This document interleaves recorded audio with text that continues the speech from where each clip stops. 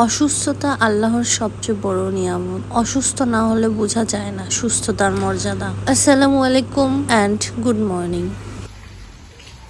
চলে আসলাম নতুন একটা ভিডিও নিয়ে। সকালটাই শুরু হলো বৃষ্টি দিয়ে।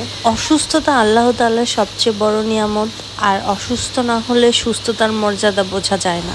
আমি এখন ভিতরে যাব, ভিতরে গিয়ে আমি আমার ওষুধ খাবো। আমার যেহেতু গলার ব্যথা, যার কারণে আমি চা খাচ্ছি। আমি নর্মালি গরমে চা খাই না, আমার হাত পা জ্বালা পোড়া করে, যার কারণে আমি চাটাকে অ্যাভয়েড করি। শীতে খেলে প্রবলেম হয় না, আমি শীতের খাই চা। তারপরে আমি গোসল করে নিচ্ছি, এখন গোসল করে তারপরে পড়তে বসবো।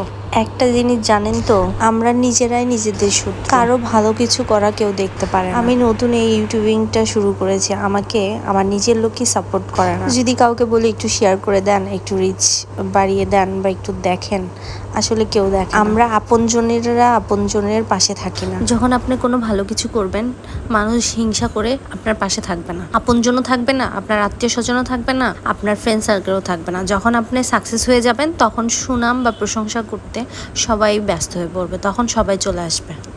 তো যাই হোক, অনেকদিন পরে শরীরটা আমার এখন একটু ভালো লাগছে, যার কারণে আমার হাজব্যান্ড খিচুড়ি খাবে, যে বৃষ্টির দিন রাতের বেলা আমি খিচুড়ি রান্না করলাম। আমি সারাদিন পড়ি নাই, আমি রেস্টে ছিলাম, আমার অনেক শরীর খারাপ। এখন আজকের দিনে একটু ভালো লাগছে আগের তুলনায়। তো ভুল ত্রুটি হলে ক্ষমা দৃষ্টিতে দেখবেন, আর আমার চ্যানেলটাকে একটু সাবস্ক্রাইব করবেন এবং শেয়ার করবেন। আল্লাহ হাফেজ, স্টে উইথ মি।